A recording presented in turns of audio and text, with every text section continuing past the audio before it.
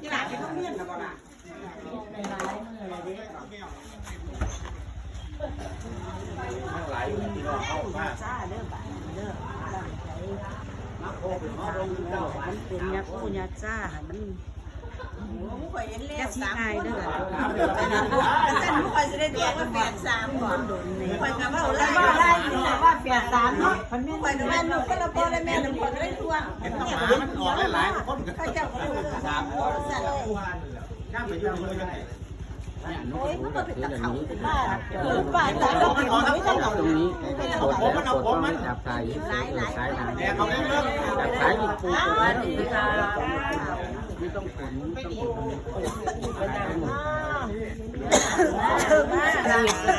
ป็นยาคู่ยาจ้าตอนนั้นเป็นยาคู่ยาจ้าตั้งใจเพิ่มเสียงเด้อตั้งใจเด้อสบายพี่น้องแม่ก็เลยจวบแล้วต้องคอยเวลาไม่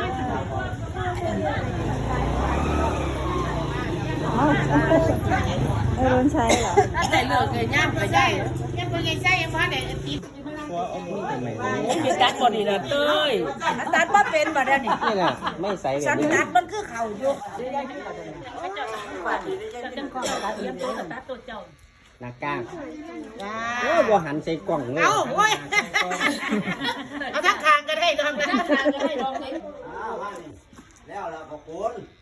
ตาไก่เตรียมพร้อมกันเลยว่าเสียงย่ำมันเทเลยเป็นกระบี่กันแล้วก็หลานเราจะจับง่ายมันตัดง่ายก็มีตัดเป็นว่าตัดโอ้ยบ่เขาดีหรอกคนกระบี่บ่เป็นนี่ลีละอันนี้ก็ได้เสียหมดนี่ก็ต้องแบบว่าอันนี้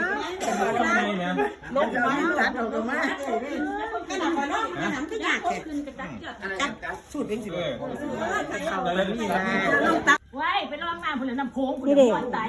เฮ้ยอันนี้มังคัดอย่าเจ้านี่ใส่ถุงไว้กดวางรถถ้ายี่เกียจถือน่ะเนี่ยอันนี้ป่ะเนี่ยพุ่งวางจะไปใส่กับไปใส่ใส่เหล้าคุณก็ได้ไป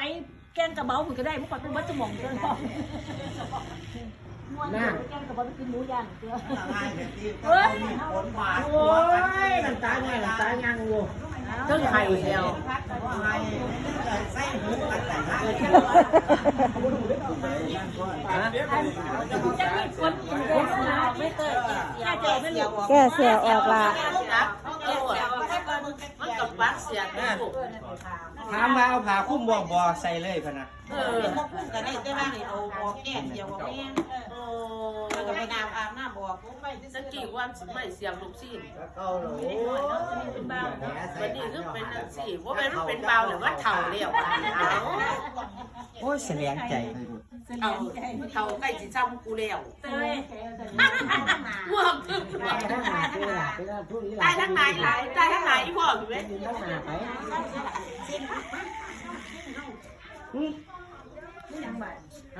เดี๋ยวฮักนี่ว่าไปเรียกไปเยี่ยมลูกนี่ล่ะคอยบางวันกินหลายบ่ได้แต่มันต้องเกี่ยวต้องเอาซึ่งมีโกนมาจากใบมาใส่น้ำเที่ยงจะได้คักซอยไปซอยยาวลุ่นคักไปแม่สิโอ้ยกระโดดอะไรงามก็จะกูเห็นผมกูอยู่กูจังสิสีไปไว้หนึ่งด้วยผมมองไปข้างหน้าผมปวงหรือพ่อสีเกิดตอนนี้เอวบนรถนี่ต้องตะยอนไปข้างหน้ายกไม่แล้วนั่งกินแล้วนี่นอนใช่หรือว่าคือปากเป็นคือนกปากข้าวนกหัวควันนี่พ่อหน้าแค่คือนกปากปากเจ๊เจ๊เอาเพชรไม่ตรงหน้ามาบ้านเด็กไปดิเกิดมือว่านหัวคืองอกว่ะอ้าวมันตายขี่ผมน่ะน่ะคือกันแล้วก็กอไผ่โดนไผ่ตายหมดแล้วคือเด็ก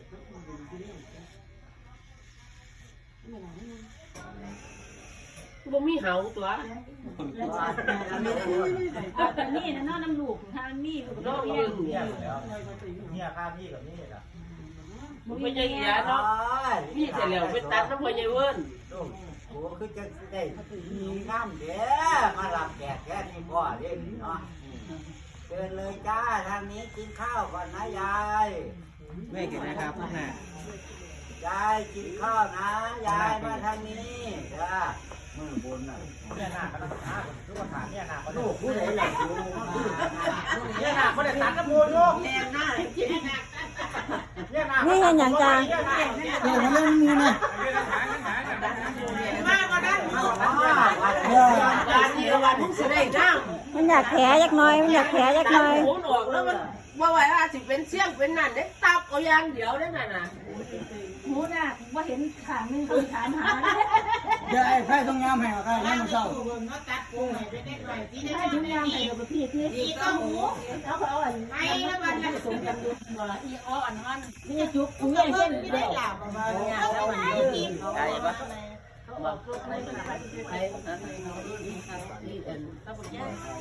บ่ได้ผมบ่คิดเลย เขา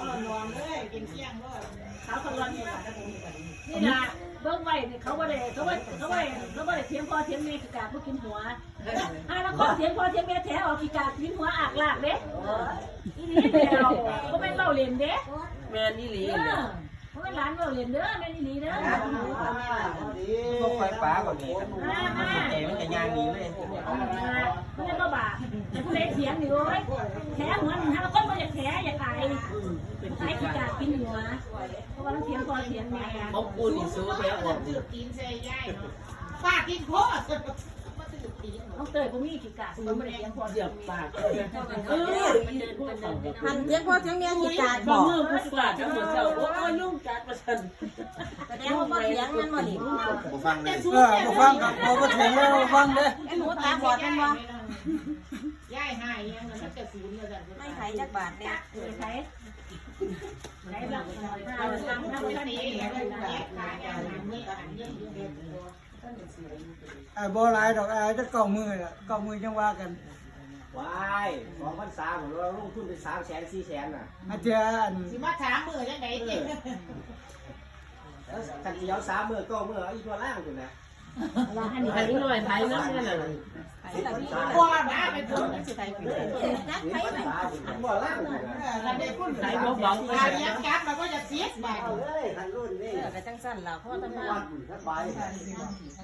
มันละเขาจะตัดดอกบาน เฮ็ดให้มันเร็วโลดมาที่หลังนั่นน่ะ ไปเห็นเจ้าก็เห็นว่าเป็นไปเห็นพี่ไล่อยู่หัน เอาอันนั่นบ่ มีโกนให้มันเตียนบ่ดีบ่ ขอมีก่อน ของหนา ตะไบนี่ตะไบอันนี้ อันนี้ได้หรอว่าต้อง อันนี้มันอันนี้ เรียบร้อย บ่แล้วซ้ำนี่กันนี้ก็ได้หา เอาตัวนั้นมาเล่น เล่นแล้วก็เล่นกัน